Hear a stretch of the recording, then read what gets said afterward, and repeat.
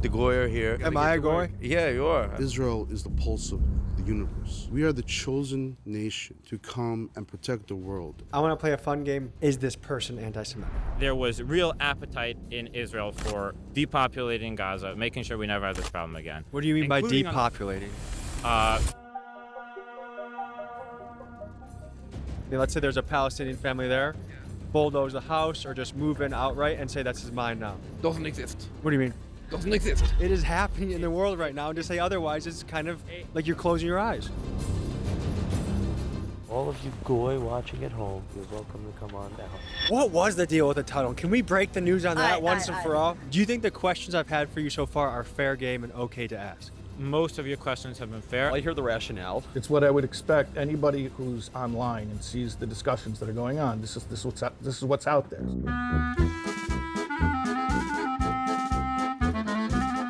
Never in my lifetime have I seen Jewish people under such intense scrutiny. Anti-Semitism rising on the home front. The Manhattan Institute poll showed an alarming increase in anti-Jewish, anti-Israel sentiment. People are looking to point the finger, and they point the finger at the Jewish people. And so now the propaganda is the Jews are the oppressors, they're committing genocide in Gaza. I believe that Jewish supremacy is the greatest threat to the world today.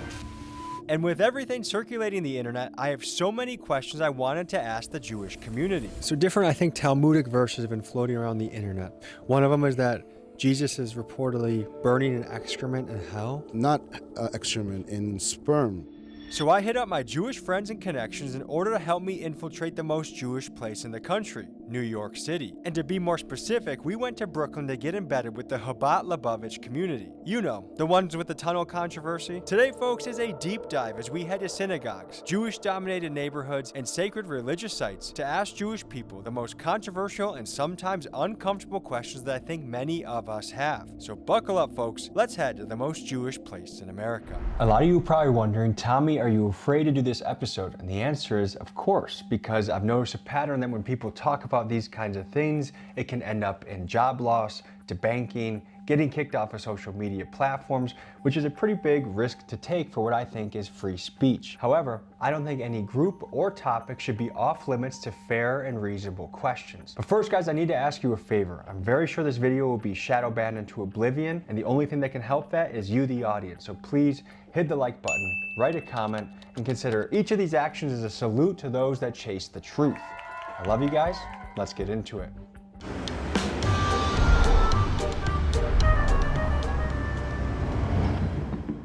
Folks, we are in the beautiful New York City, which happens to be the most Jewish place in the country. And never in my entire life have I seen Jewish people questioned, scrutinized, thought about this much in the public eye. And I thought if you want to understand someone, you go straight to the source. We're also going to be brave and ask the hot button questions that I see circulating all over the internet. I think the truth should never be afraid to speak.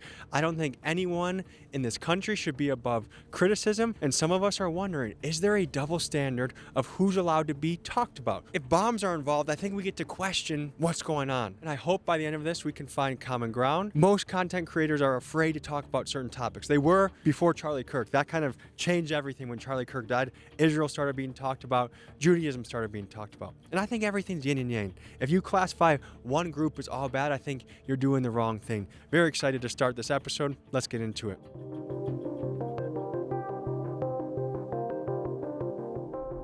Folks, What's up? Tracks NYC. Bro? How are you? It's good to see you again. How are you doing? I know you're on a mission. Yeah, I'm all right, man. I'm trying to relax. Shabbat's over. The Goy are here. This is my friend Trax NYC, who I met when I did a profile piece on him and his jewelry business back in 2023. He is the son of a Muslim father and a Jewish mother and is a very proud, outspoken Jewish man. Let's see what he makes of my controversial questions. Am I a Goy? Yeah, you are. Goyim means just people of the nation if you read the Hebrew Bible, but we'll talk all about it.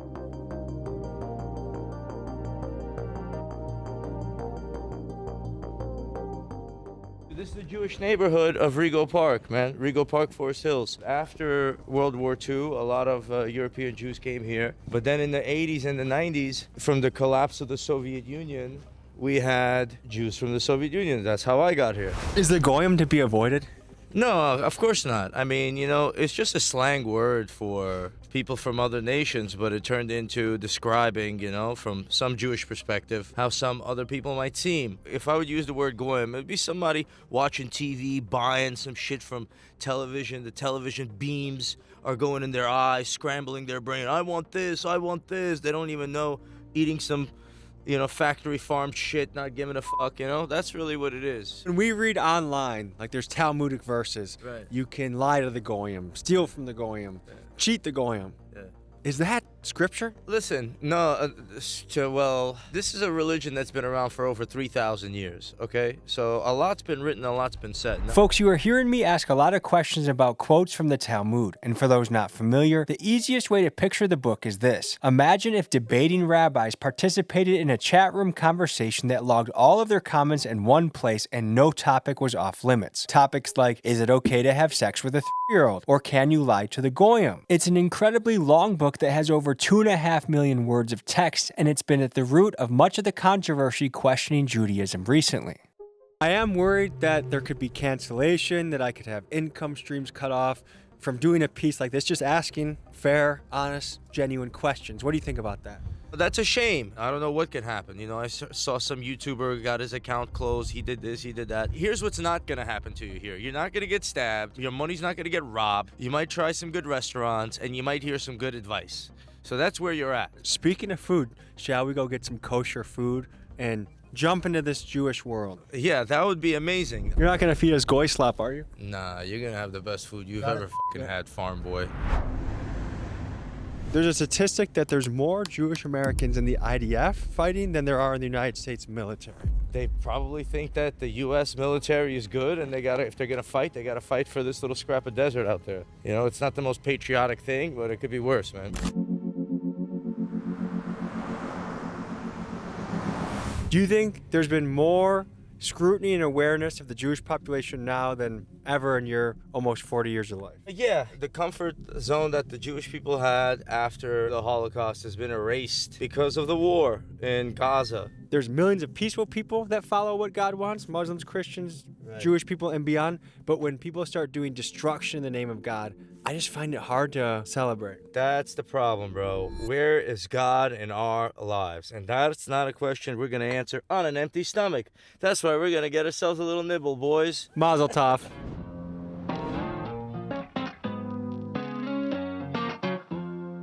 Even though we have some disagreements about this subject, we're breaking bread, we're shaking hands, we're having a good time, and that's what civil discourse is in this country. And just make sure you work hard and fund the Iron Dome. That's all. All right, we're gonna keep eating dinner. We'll see you guys in a little bit. How long ago was this spot promised to you? Promised land parking, promised since the beginning of time, if not before then, Goy boy. Gang, gang.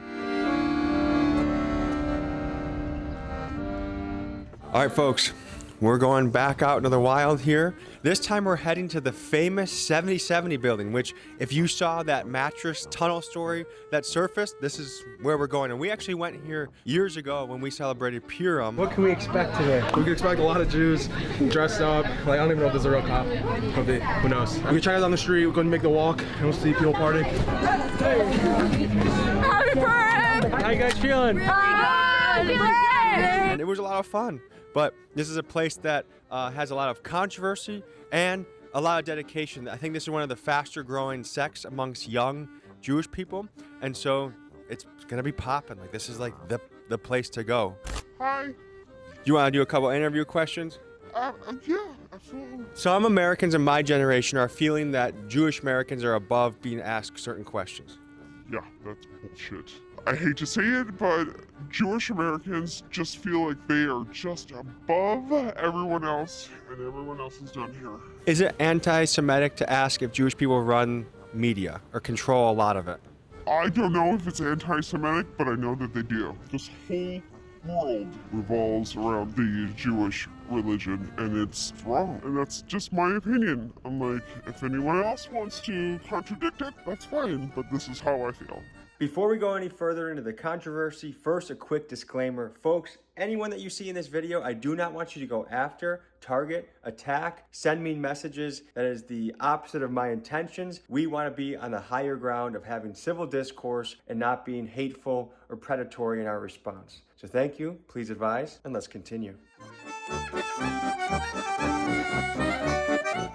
Folks, there's so much happening in the world right now that it's very important to stay informed. And one great resource I use is Straight Arrow News. In fact, I'm using them yet again to prepare my research on the way to have some good interview questions. And I type in keywords like Israel or Jew, Jewish. Today is March 14th, and key news that's coming out right now is authorities identified the shooter that went into the Michigan synagogue. This guy rammed his truck into a temple. Security exchanged fire with him and took him out. The other thing I found interesting about this story is it's been found that an Israeli airstrike in Lebanon killed 4 of this guy's family members last week. The cool thing about Straight Arrow News is whatever you're interested in, it's important to stay informed. Whether that's US news and politics or health or tech, I think it's very powerful to arm yourself with that information. So do yourself a favor. We actually have a QR code on the screen right here. You can scan it with your phone. Just download it right now before you go any further. Straight Arrow News has been a great partner and a great resource for preparing for stories. Yet again, highly recommend you download their app using my link in the description or pinned comments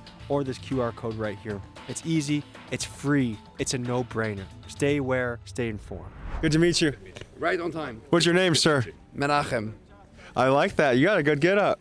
Yes, we are. This is how we pray, and let's go inside. I'll show you how do we pray in the center of Chabad right here, and we will pray for the building of the third temple, and let's go right in.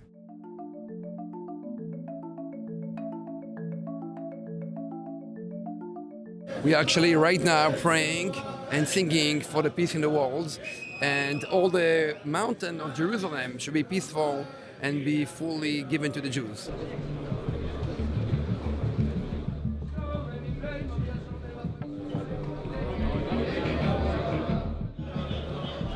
One of the commandments in Judaism is to what every single day we have to pray 3 times a day to ask for needs.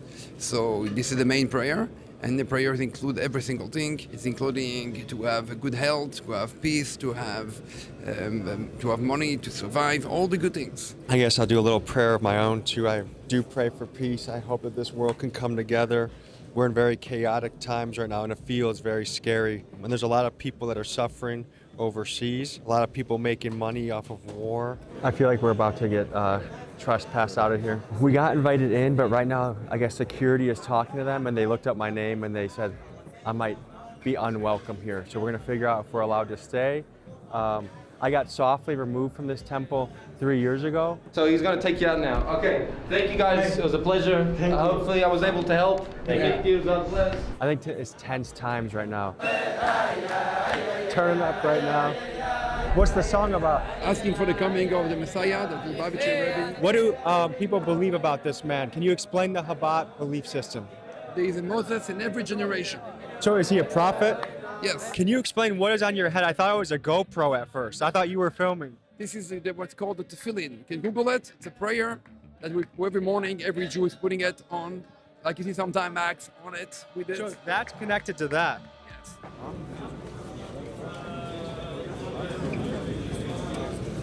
Almost immediately after entering the 7070 building, I started receiving suspicious looks. Shortly after, a rabbi approached the guy who invited me in, showed him my YouTube channel, and from what I can gather, told him in Yiddish that I was not allowed in the building. And very quickly, things started to feel weird. Here's what happened next.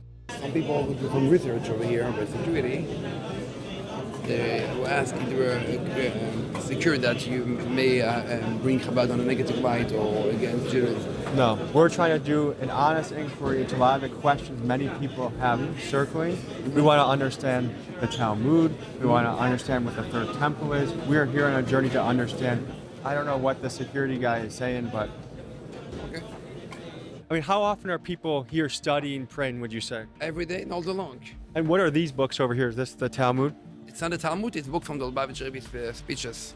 These are all speeches? Correct, from the Lubavitcher Rebbe. The Lubavitcher Rebbe will talk every Shabbat, usually every Shabbat for hours and hours, and I'll be documented in these books. So study is a big part of this culture and this branch of Judaism, and I'm curious to learn more about what some of these teachings lead to, or what is hoped for in the future. I heard a lot about the Messiah, a lot about this third temple. I want to learn more about that. Now, one of the base of Judaism is we pray for peace, we pray for the coming of Mashiach. You hear these rabbis talking about peace and the coming of the third temple, but here's the catch. Where this temple needs to be built, there's already something there, and that's Al-Aqsa, which is one of the most sacred Muslim mosques in the world. And the part these rabbis are conveniently leaving out is that to build this third temple and fulfill the prophecy that triggers the coming of the Jewish Messiah, Al-Aqsa needs to be destroyed and replaced. Now, if Al-Aqsa gets destroyed, this will without a doubt bring the entire Muslim world into a holy war that could easily bring about World War III or IV, depending on which one we are on by then. Now, we have an interesting card that we'd like to share with you guys, and this is a message from the Lubavitcher Rebbe for everybody else in the world. And this is also part written in the Torah with the 7 universal law. You can definitely share it. So a goyim has to follow these 7 laws, but a practicing Jewish person has to follow around 600 or so? 613, correct. But I only got to do this. That's correct. This is 7 fundamental laws. I see preserve human life is a big one here. Definitely not to kill. Waking up this morning, the family of a Tampa man killed in the West Bank is demanding the U.S. State Department to launch an investigation into his death. The Palestinian Ministry of Health says it came at the hands of Israeli settlers. And respect property. Definitely. And respect God's creatures. Do not be cruel to animals. Correct. Whose land is it in the West Bank? I believe that most people who will live in the West Bank maybe will not say that openly because they're scared, but they would prefer that Israel will be the governor over there than any other groups. So if you really care about the people and be sincere what they prefer in life, they would prefer Israel to be there. A settler would be somebody that comes from around the world and they go to the West Bank and they let's say there's a Palestinian family there, bulldoze the house or just move in outright and say that's mine now. Doesn't exist. What do you mean? Doesn't exist. No one will come with a bulldozer and kick out anyone. It's all over. If you watch videos, there's actual videos of it. You can go to the field and you'll see that doesn't exist. How can you say that? I visited many times and I know the people there. No one ever destroys someone's house and kick out any citizen. You are stealing my house. And if I don't steal it, someone else is going to steal it. No. We're not here to talk about what's happening in the West Bank. We're talking about what's happening in New York City. We're here in New York City. Well, I do think it's very much connected. It's overlap. No, nothing to do. We're here to inspire people, not to judge anyone. Can I ask you what your take is on a guy like Ben Gvir? He looks like a great person. יש מהצעקות שלהם, לא להתרגש. ברוכים הבאים לישראל, אנחנו בעלי הבית. I see a lot of people gathering. I see things being laid out. What is happening here? The Lubavitcher Rebbe were giving dollars every Sundays for charity to Jews and non-Jews, and everyone was welcome to get the blessings. I get $1 for charity. I can take. Is it okay? You can go on the It's okay if I take one?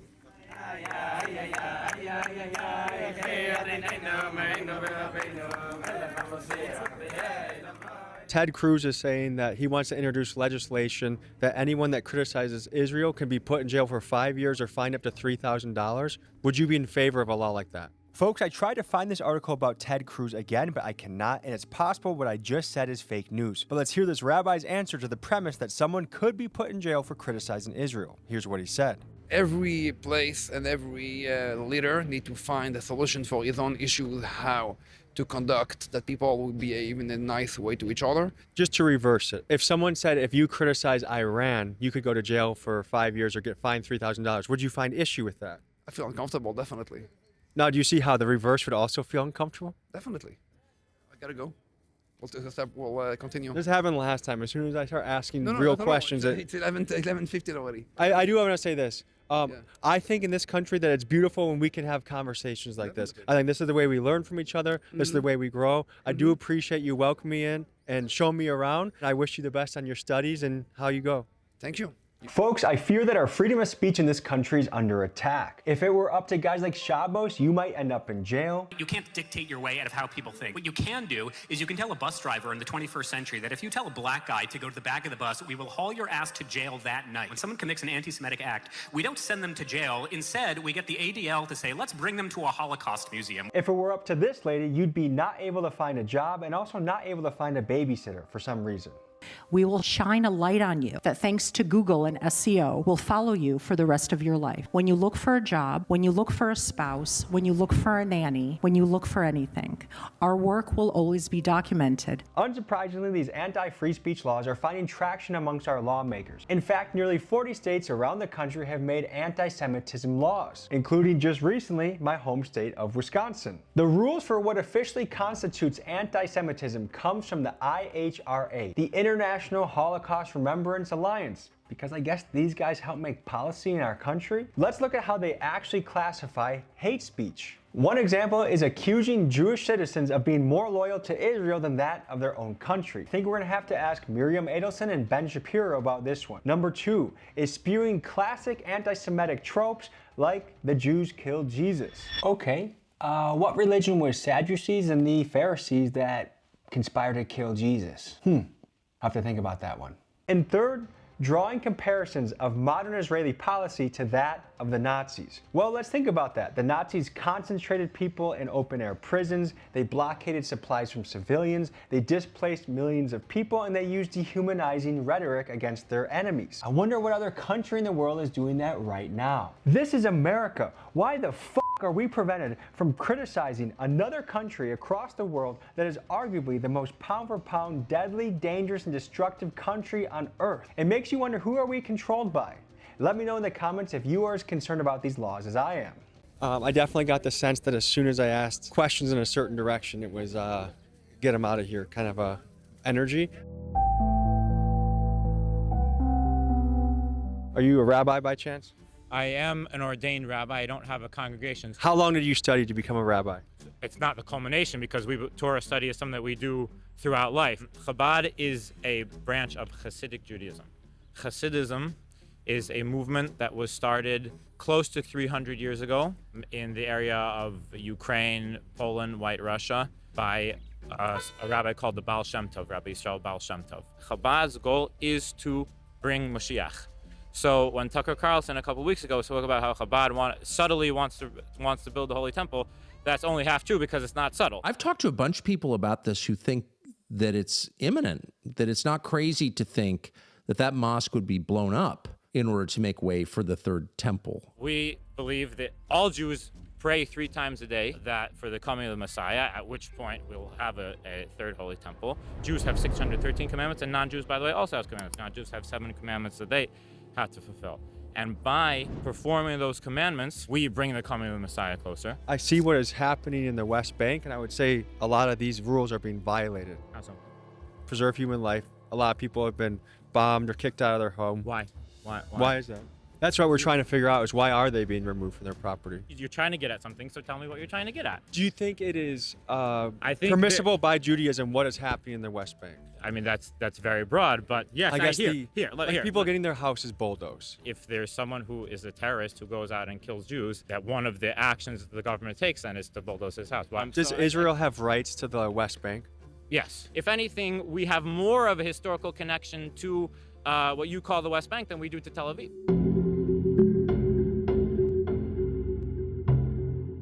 What do you think about guys like Ben Gvir?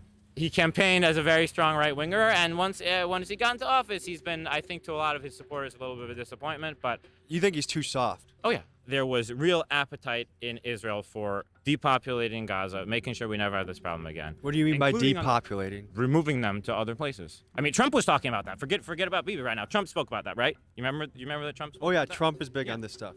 What's gone on in Gaza has to be taken with a very large grain of kosher salt. And if it's true, then so what? So what? Yeah, they have a war, and their objectives of the war. And one of the objectives of the war is to remove Hamas, remove the government of Gaza, and to be able to take over that area so it is no longer a threat to Israel. They're not specifically targeting civilians, right? Unlike Hamas, who does specifically target civilians, Israel... You don't think civilians are being targeted? No, they're not. Show me where civilians were targeted. You may be getting the impression by now that these guys are giving me runaround answers, and my gut tells me it's not that they don't know, but rather that they don't want to share their real opinion. And folks, when these guys act unaware of Israeli settlers or Israeli politics, let me fill you in on this. Number 1, their Chabad movement has a massive presence across dozens of illegal Israeli settlements. Number 2, they hosted Ben Gvir in 2025 to speak at that synagogue, pray with them, and afterwards it got so feisty that a mob of Chabad guys went outside, they saw someone they thought was a protester, they chased her for blocks and blocks and blocks, they threatened to rape her, and they also chanted death to Arabs. So to me, when they play the I'm just a rabbi card, I don't buy it. That's the majority of the casualties. But were they targeted, or does Hamas hide behind civilians? And do they put their rocket launchers in hospitals and in schools so that you'll be asking me these questions, so that we'll be having this discussion? Let's start with a Malcolm X quote. Can we start controversial? Sure. I don't know much about Malcolm X, but go Malcolm for it. X has a quote that says, "You can tell the truth about any minority in America, but make a true observation about the Jew, and he cries louder than anybody else." Anybody that gives even a just criticism of a Jew is instantly labeled as an anti-Semite. I mean, is there a kernel of truth to it? Of course. Like Seinfeld did a joke about this 30 years ago that like Uncle Leo, I think the restaurant gets his order wrong and he says they're anti-Semites, right? Yeah. I told them medium rare. It's medium. It happened. I bet that cook is an anti-Semite. So yeah, I'm sure that there are many Jews who are oversensitive to this. And by the way, not without good cause, right? 35 states right now have it in legislation that if you try and boycott Israel, you can be in trouble in an American Okay, state.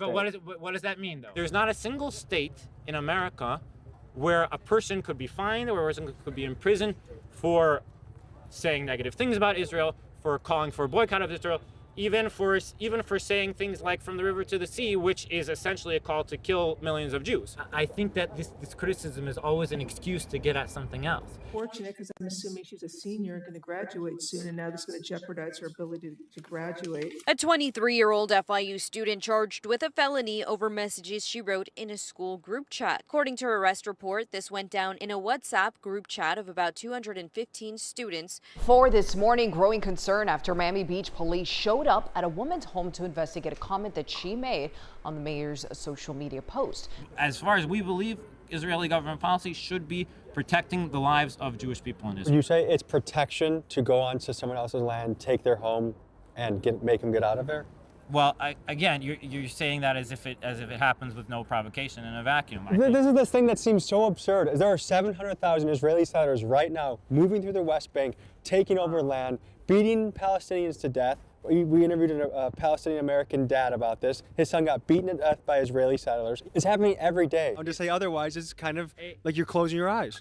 Because almost all these things are not real. How is that even possible to say? I disagree with him. This is my Jewish friend Meir. Just as things were getting a little tense between me and the ginger rabbi, he entered the fray to see if we could find common ground. But I also think that, unfortunately, a lot of people have a hard time with the reality that there are some really, really bad people among the settlers. Eitan, with all due respect, I think that you are missing a lot of real things that are happening on the ground. This week, 7 Palestinians have been killed by settlers. Like, it's happening, and I know, and I feel bad because I know a lot of people, we don't have access to all this information. A lot of it is online out there, and it's because it's painful. Because we want to believe that we're good and we're moral. People are really stuck in their narrative, and they're like sometimes block and filter out really horrific realities on the ground. Do you think the questions I've had for you so far are fair game and okay to ask? I think that most of your questions have been fair. I think they have often been coming from premises which are very skewed premises.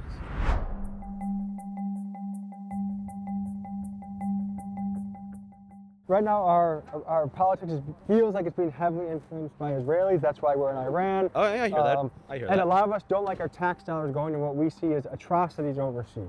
We don't like that at all. Okay, I hear the rationale.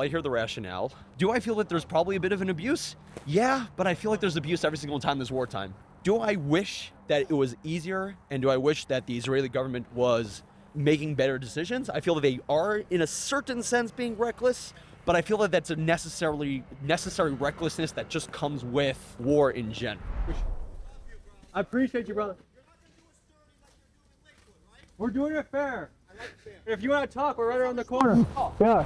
It's clear that Tyler Oliveira's video ruffled a lot of feathers in the Jewish community. In fact, I just went to dinner last week with one of my Jewish friends, and he was pissed about Tyler's video too. However, I asked him, how was Tyler's video any different than Nick's video on the Somalian fraud, where Elon Musk and the entire right-wing establishment catapulted that video so that everyone saw it. But when it came to Tyler's video, he got deleted from Patreon. And I really think that Tyler is just scratching the surface when it comes to the criminal organizations that are within the Orthodox Jewish community. Some of you have probably seen the news stories about deed theft that are circulating. I have on good information from a friend who's formerly an FBI agent that spent years of his life investigating Orthodox Jewish crime, and he told me about the early 2000s when in the Crown Heights neighborhood, there would be 8 different cash houses with $20 to $25 million each that was doing money laundering for the Mexican cartels. Furthermore, he was talking about remittance scams where they hide their assets so that they can qualify for welfare to the tune of up to $70,000 per kid in their family. And what's more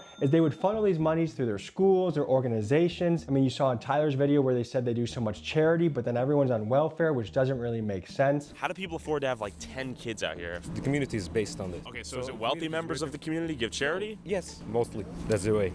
Are most people on Medicaid, SNAP, EBT? Be honest. I don't know. I can't speak for other people. What about you? I'm not going to tell about myself. Okay. And it was funny to me because when I asked this Jewish friend about one of the recent Indian videos that Tyler did, he loved it because he's in the Dallas area and he's upset about some of the Indian stuff that's going on there. So to me, it was like, I got you moment where it was kind of a double standard, which is why are we able to talk about fraud with the Somalians or the Indians or another group, but not within the Orthodox Jews? And remember, before you get upset, even in Israel, the people there are mad at their own Orthodox Jewish population for their welfare usage. So Israelis can be mad at it, but not Americans, because that's anti-Semitic. Explain to me how that makes sense.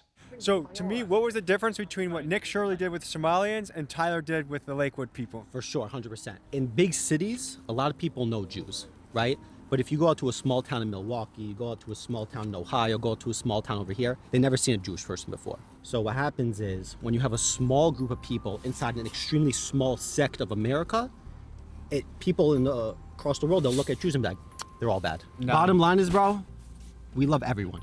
Folks, I've been seeing a lot of comments online about all Jewish box do XYZ, and I just want to say that is lazy, sloppy thinking.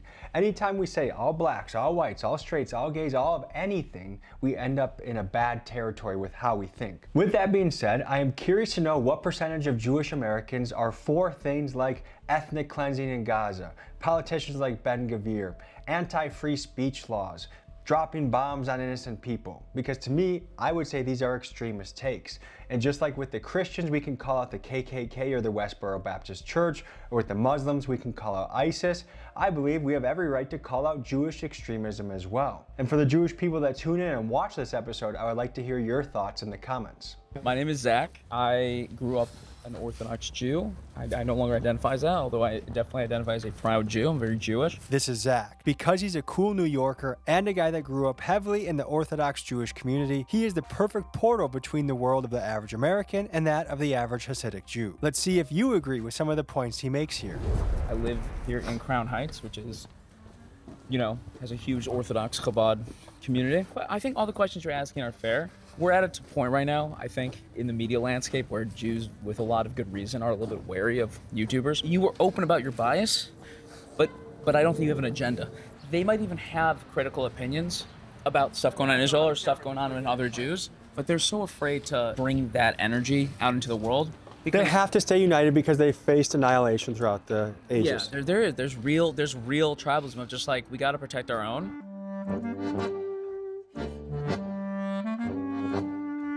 I think humans are human, man. And if you tell me that, do I think Jews are capable of doing terrible things? I think humans are capable of doing terrible things. I think humans are capable of doing wonderful things. Simple as that. There's a conspiracy that Jews control the media. What do you think about that? I think there are a lot of Jews in the media, and they have Jewish interests that are probably pro-Israel, yeah. But it's not the Jews running the media, not at all. I'm going to share with you something that happened to me with AI recently, okay? Sure. So I was looking to source research on the following prompt.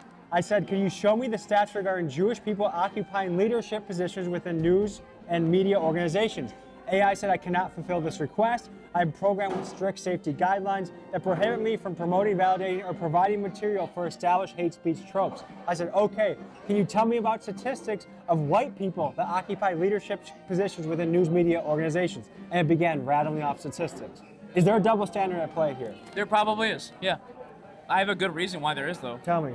Has anyone ever hunted down and killed and put white people in concentration camps because they believed that they were secretly running their society for bad? I'm gonna assume no, although I don't know. But people put my grandparents into concentration camps for that reason. Are your grandparents Holocaust survivors? Only one side. The other side was lucky enough to escape. But Yeah, like, and it's, when I say mind, it could be the royal mind. Like, look around you, like, all these people come from, like, so many of these people, like grandparents in the Holocaust. But you can understand why there's guardrails. I hope, yeah. I actually feel like there's a danger when we're not able to joke around with each other or joke about stereotypes. What do you think about that? I fully agree. I think that most people know when a joke comes from a place of real hate and real bigotry. I saw you scroll on Tinder. How's your Tinder game going right now? I have ADD. You were talking to my friend Meyer, and I had nothing to do, so I was scrolling Tinder, and then I was like, look, if Jews control the media, I would be getting way more matches, okay? You've been waiting for that match for 3,000 years. It was promised to me 5,000 years ago. But okay, I want to make fun of you on camera though, because to some degree, you know who you're controlled by? You're controlled by the Goyim. Because you wouldn't put on my friend's yarmulke because you're like kissing the wall. It's like kissing the wall. So you are trapped by the perception that you're afraid some of your followers will have of you. But I'm also not putting on a Catholic priest's robes. I'm also not gonna do a Muslim ritual. But maybe you should be. What do you think of Bibi? He was hot when he was younger. That's weird. I don't like that. Nah, he's probably a bad dude. He seems like he's cut from a similar cloth of Trump, just a slightly less retarded version. I don't trust people in power, I'll be honest with you. Are we getting encircled right now? Or you think we're safe? No, I think these kids are gonna mug us, and you're about to get Jew jumped. How you guys doing? Good to meet you guys. How are you? Appreciate You know, I it. met Tyler Oliveira. You did? In your opinion, who's better, you or Tyler Oliveira? Who's better? Yeah. I think we're different. But who do you think has better content? I think we each do things well. There's a reason both of us have big audiences. Did you guys take issue with Tyler's video about the Orthodox community? Okay, so he's kind of looking for a reason to hate us. Like, he was pointing us down. But I feel like if you come in with like a clear mind, not looking at anything else, like, then you could actually have a real opinion and could be influenced. But if you come in to like be bad and do bad things, it's what's gonna end up happening. What was the deal with the tunnel? Can we break the news on that once and for all? In case you forgot about the tunnel incident, here's what happened. Rabbis at the synagogue got caught building a tunnel, and for what? We still aren't sure. Their spokesman claims it was just dedicated teenagers trying to expand the synagogue to fulfill the wishes of their late rabbi. But if that's true, why did grown men riot when the police showed up? And why, when rabbis were caught using it, did they suspiciously run away when they were filmed by pedestrians? Because to some, tunnels make them think of smuggling, and it leaves you to wonder, was this really just teenage shenanigans or something more nefarious? With the current information, it's impossible to say, but at any rate, I was curious to hear what these fellas had to say about the incident. There's these kind of, say extremists who believe that 770, which is our synagogue, is too small for so many people to come in every day. It's packed. Some days you could barely like stand there normally. It's like very hard to move. So they decided like, okay, so there's not going to be power from whoever, there's no official owner of that synagogue, but they both believe to expand. But out of like ego, they're not going to agree, okay, I'll expand or I'll expand. So it's an ego problem. So these people who are extremists decide to take it into their own hands, they decide to make a tunnel and then just break the wall, and then no one's going to care. They're just going to put it back up. Wait, so people that are for the tunnel digging, can you explain why? It's not about whether or not you're for them or not for them. Just it's hard to understand what people like, the situation that people come from and like what's going through their head. So until you're in their shoes, you can't exactly judge them for what they did. You don't think there was any nefarious business going down under there? No, they're just stupid people, honestly. But like the world is naturally anti-Semitic. It's not like a thing. So when something goes wrong with the Jewish people in themselves, it's very easy to just make up things about what people do or not. Hold on, I gotta address something that just came in. So I just got a text from a guy that we had met in Purim 3 years ago. He's been kind of against some of the things I'm doing. And I told him the topics we're working on. He's like, all good topics for clicks. And to me, I don't like that. It's not, this stuff is not happening in a vacuum. It's not all of a sudden that people just start to care about Jewish Americans or Israelis or the blend. It's because our real life foreign policy, wars, elections, things are being seemingly decided by these things. So I don't like it's just for clicks. Plus, it's fascinating. These are the questions people want to know. That's fair. I understand why he said it, because like, again, like the wariness, but like at no point did we say like we think these questions are unfair. These are questions that are on Americans' minds, and you should be asking them. Right. Are you concerned by the Epstein files? 100%. Did you see how they used the word goyim in there? I did. Like, it was bad enough that the most famous now in the 21st century, his last name is Epstein. You know, his last name might as well have been like Jew Goldberg Machine. Jews are receiving a lot of criticism right now. What criticism do you think is fair? it is fair to classify Jews as tribalistic, and that there are going to be times when Jews, certainly at least from a PR standpoint, it looks like we're either unwilling to acknowledge wrongdoing in the community, or we're unwilling to the greater world, to the secular world.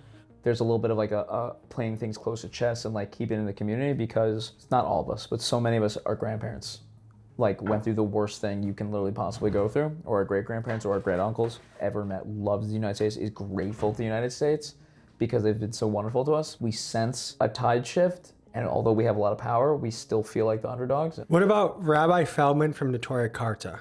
Anti-Zionist group, they'll burn the Israeli flag, protest the Palestinian conflict. I mean, I certainly have no issue at all with a Jew who's being anti-Zionistic. I think the burning the flags goes a little bit far, because even me, who's like not Mr. Zionism at all, I have barely any connection to Israel. The Israeli flag for a lot of people we don't see the flag and think Bibi Netanyahu. We don't see the flag and think subjugating Palestinians.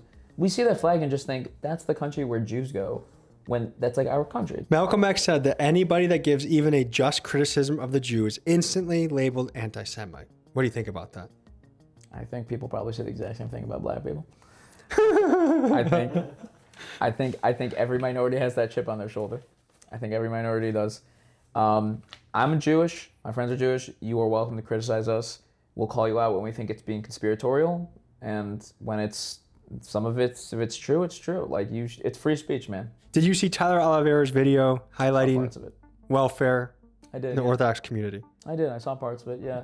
Jews are not special in the fact that if you're okay with calling out fraud, like in Minnesota, then you should be okay with calling out fraud if you see it in the Jewish community. But energy means a lot. Vibe means a lot. And I'm sitting down with you because I like your energy. I've met your team. You guys have good energy. It's good faith energy. Go watch that video. Tyler's coming in with you would have thought the rabbi just tried to suck his penis. He came in with some real anger, and it was palpable. And yeah, maybe there were some Jews doing cover up, but do I believe some Jews commit fraud? Hell yeah, I do. 308. Uh-oh, dollar just dropped. Where? I'm gonna put this back in my pocket. Give it. Okay, tell the people who you are and what you do. So my name is Yossi Farrow. I guess I'm well known for rapping Tefillin, which is like a Jewish prayer with the most powerful Jews in the world. Name some people, the most powerful ones you've rapped. So I've had the honor of rapping billionaire hedge fund manager Bill Ackman. I've rapped with music mogul Scooter Braun. I rapped with James Franco, the rapper Little Dicky, the president of Shopify, the CEO of GameStop. Any Israeli government officials? I've rapped with Yair Netanyahu, Benjamin Netanyahu's son. Heard he's just chilling in Miami right now. Actually lives in Israel now. For a small period, he was living in Miami, and I got to catch him there. So Chabad came here in 1940 when the Lubavitcher Rebbe moved here from Russia. But before that, this was I think the most Jewish neighborhood, definitely in New York, possibly in the entire United States. You had every type of Jew living here. All the Hasidic movements were based out of Crown Heights. So being Jewish in America right now, what's going through your mind? So I hear a lot of people saying they're fearful, they're scared. Obviously, we see horrible attacks throughout the country. For example, what happened in Colorado last year, the governor's house in Pennsylvania, last week in Michigan. Obviously, there are things to be worried about, but personally, I really don't see it, thank God, in my day-to-day life. I'm out and about, whether it's in New York, Miami, LA. Can you feel it? There's never been more interest and scrutiny amongst Jewish Americans with the young people in America right now. Yeah, definitely online. Do you think any of it is fair? Give me an example, I'll tell you. Brutality in Palestine. Brutality in Palestine. So I'm not a war expert or anything. From what I've seen and what I've heard, Israel takes the strongest effort to really minimize the brutality. And as you know, war is war. If you look at the combatants to civilian ratio, it's the lowest in any war ever. Lower than World War II, lower than the Iraq War, etc. Oh, wait, tunnel. Oh, we got tunnel. 100%. You got anything down there we gotta check out? Yeah, so basically every store keeps their inventory underground. Oh, the inventory. Yeah. Every Did you single participate store. in the tunnel digging at the 770 building? Nah, digging was never my strong point in school. Okay, so we're here at Bellissimo Hats. So we're here with the owner, Yossi. Yossi, can you explain us what you do out here? What do? We make beautiful custom hats. We have all the hats for your standard Hasidic Jew. as well as like any other person around the world. Can me and Tommy try on a cool hat? Is this kind of like the fedora of the Jewish community? Oh, definitely. What is this community known for? Community known for definitely helping people. It's a very open community. We're not afraid of the outside, so you rock up in here, we're very comfortable with you, show you around. You want to be Jewish, it's a hard job, you know, it's a big undertaking to take on a lot of the commandments, but we're open to, you guys want to join? We don't really pull people in though, like no one's trying to convince anybody to be Jewish. I want to play a fun game. Is this person anti-Semitic? Okay, fine, go. Tucker Carlson. Not sure. Probably. Anti-Semite. Yes. Anti-Semite. I think so. No. And Nick Fuentes. Yeah, I think so. Yes, less so than his very dumb followers, but yes. Anti-Semite. I don't know. I don't know what he really believes. It's hard for me to pin down how genuine he is about anything, so I'm really not sure. I think he actually loves Jews. Yeah. Yeah, I do. I would not be shocked if he converts someday. You heard it here. Yeah. I haven't listened to Nick Fuentes enough to make a determination. Candace Owens. Candace Owens, I think like saying is an anti-Semite would be like, will give her too much credit. She's, I think she's just like overall really like despicable. No. Yeah, probably. Miss Rachel. No. Did you find it hurt the case of anti-Semitism that they even named her as a candidate to win? I'm constantly embarrassed by other Jews' takes on anti-Semitism. I don't know who that is. She runs the children's show on YouTube that educates kids, and she supported a kid that got blown up in Gaza, and they called her an anti-Semite. I mean, I don't really know about her. That sounds pretty bad. Anti-Semite is some bullshit made-up word. That was, somebody. It says something anti-Semitic. The Semites, what does that even mean? It's all a game, guys. It's all a game. It's good versus evil, guys. It always has been and always will be. That's a tough one. I think she's just ill-informed. Okay. Tough one. Do you think naming Miss Rachel as an anti-Semite weakens the cause? It's a good question. There are reasons to think that she's an anti-Semite. There's reasons to point out that she possibly could be an anti-Semite. What is that? I would lean towards the favorability. And there's a thing in Judaism called Dan Lakavschus. Always look for the good in someone. So if there's a way that maybe she's just making a mistake and whatever, then we would lean to the good and say maybe she's just ill-informed. I think a lot of these guys aren't even anti-Semites. They're following the money. Same Yeah. with like a lot of, no offense to YouTubers. But people say this is for the clicks, but undoubtedly these topics are forefront on young Americans' minds right now. No doubt about it. Thanks to the clicks. Yeah, I guess. No. It's because of what we see our foreign policy looking like. I guess. When we are bombing Iran, when it feels like it's on behalf of Israel, that's what we feel, a lot of young people. You don't think this is going to lead to war all over the Middle East? With who? I mean, Who's coming to Iran's side? If Russia or China get into the fray, gets really serious. If the entire Middle East gets involved, it's really serious. As we see, Russia's really busy at the moment. I don't think they got the resources to go into the Middle East right now. China, I think they have their eyes on one target and one target only. Does it feel like a double standard, though, that, okay, if Iran kills an American, it's a really big deal. But an American gets beat to death by Israeli settlers, no big deal. I've been in the car in the West Bank, and like they're chucking rocks at us, trying to hit our cars. We go to Hebron, which is like where the tomb of like Abraham, Isaac, Jacob is. Bulletproof buses usually, and there's already like a checkpoint like by the tomb, so like there's no business that got shut down or anything. There's like a small Jewish quarter, and then the rest of it's all Arab. So as we're like driving down the hills and whatever, these guys are chucking rocks at us, trying to break the windows, and like if God forbid like your bus like breaks down and like you run out of gas or something like that, like you're screwed. Like it's only if the IDF comes to save you. Is it naive to think that we can live in a world where it's peace through kindness, peace through? It's super naive, bro. I don't know though. I mean, kindness. When someone is really, really kind to you, do you ever want to do something bad to them? If it was only me and you on the planet, it would be no problems at all, right? Some Jews are arrogant. Some Jews are going to be really nasty, man. Like all people? Yeah, they could happen. I mean, in some cases more. If you run into a cluster that don't know how to act, it's really bad. But that's why I'm participating in it in a way to change that shit. As I know that there's a lot of good Jews, I just wish the good Jewish people would feel capable to call out the bad ones, the Ben Gvirs, the Benjamin Netanyahus. Yeah, man. Because he's in the military, and I'm not a fan of Benjamin Netanyahu, but I think the fact that he's fucking everybody up like a fucking ruthless warlord, bro, is sometimes, he's like a John Gotti, bro. Him and Trump are like mobsters right now that are keeping everybody quiet, dude. which is fantastic. A quiet neighborhood with big houses, just like, you know, in the stereotypes, the type of houses that the Jews would be building. We are pulling up to the house of Trax's friend Benji the jeweler. Politically, he comes across as a right-wing Jew, and I know he practices Kabbalah, which is a mystical side of Judaism that has received a lot of attention from commentators like Vrilliam and Tucker Carlson. Here's what he had to say. We are burning spices to honor Hashem, King of the universe. Basically, King Solomon was the supreme magus that all magic and all the mysticism stemmed from. It sets the mood for you to enter a meditative transic state where you can converse with Hashem. We are powerful when we have a common goal, which is to bring Hashem's house to this world, because there is the third temple and it's created by God. What evil do you see in the world right now? Oh, what's going on in Iran? You know, they're killing people like crazy over there. So do you think a preemptive strike by Israel was necessary? We are the watchmen, understand? We are on call. Israel is the pulse of the universe. You have to understand who you're dealing with. We are the chosen nation to come and protect the world. So different, I think, Talmudic verses have been floating around the internet. One of them is that Jesus is reportedly burning an excrement in hell.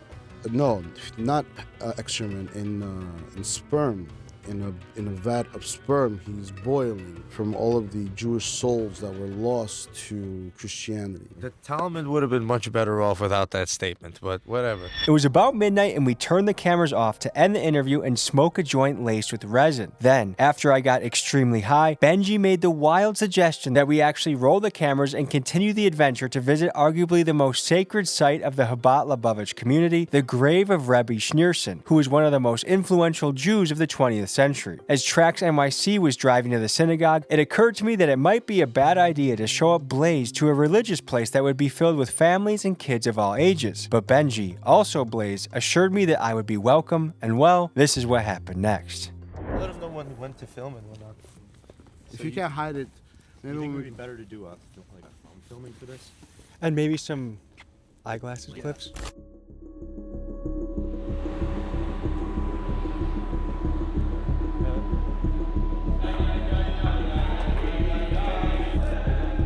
What's up, brother? How are you?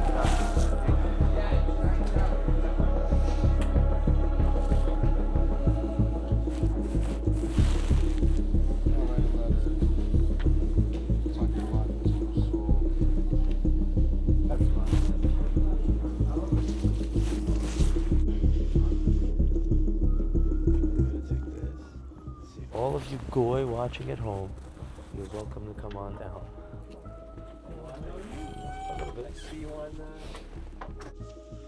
Here at the Rebbe's grave, Benji offered to pray over me. He said some very nice things. We gave each other a hug, and then we went on with our night. I think it's remarkable when people can focus on God, focus on community, focus on good values. But there's this weird disconnect. We're really in the world right now. We're seeing horrific things in front of our eyes, and then you get brought to a place where it's like, oh, we're about the peace, and everything is a contradiction. That's just any religion is to simultaneously leave this and be like, yeah, Ben Gvir is my hero. Like, I really like what he's doing in the world. It just is, to me, feels like a disconnect. Shout out to Ben. Can you tell us what was going on in there? This man had a major impact on the Jewish society and community. He was able to accomplish and unify a lot of Jewish people. For the uninitiated, it feels like a strange experience. I mean, when it's your religion, it feels normal when you're there. But this is something that watching, you're kind of like, this seems foreign, it seems different. Get the Epstein in there. So I feel the peace in there, I feel the family, I feel the community. And then I hear from you like, oh, I like guys like Ben Gvir. It feels like it just... I like Itamar Ben Gvir, even though he's very right-wing. You're a bigger fan of Ben Gvir? I'm a very big fan of Ben Gvir. I tell you, he gets a lot of bad press, but if you've been following him since day he one... He armed Israeli settlers with American guns to go ravage over people in the West Bank. No, they defend themselves. Listen, they do. Against international law. Everybody has the right to bear arms. Did you have a right to beat people over the head that are farming? Did you have the right to torture their animals? Listen, I'm not responsible for their actions, and I wasn't there. I understand that you're angry about people's differences, but in reality, you have to understand these people run up on us. They killed in cold blood. I think you have to look at who's the main aggressor. So That's your opinion. Who the main All right, aggressor. we figured But out. in We don't know who the reality, main you know what? aggressor We're is. not there. We can't judge because we weren't there. We did not see. We The only main know aggressor we is were the told. Jews, boys. Come on. The duality of man, folks. Now we're just cruising in the whip down on New York Street. Cruising. Grooving.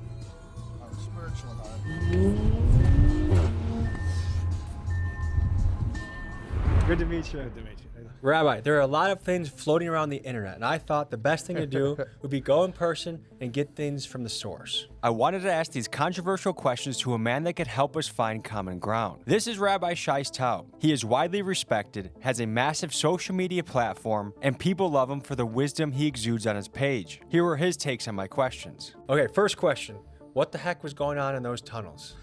They were not tunnels, but I know how it started to be called tunnels.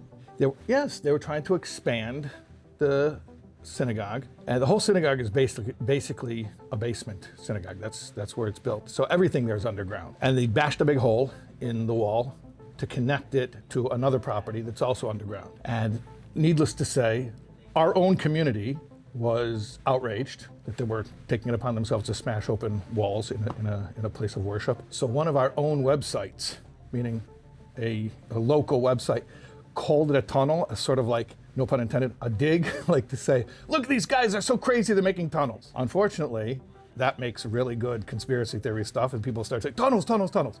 Reality is, it was a hole in a wall between two underground properties, which was an attempted illegal, might I add, expansion. I want to talk about the third temple. Okay. Does that involve Al-Aqsa going down for this third temple to come up? Third temple is going to descend from heaven. Nobody's going in there and touching anything, okay? So nothing needs to be destroyed for this prophecy to come true. There's going to be something miraculous. So let's all wait and see. I mean, we believe that such a miracle will happen. Do you think Americans have a right to be concerned about the level of Israeli influence on our government?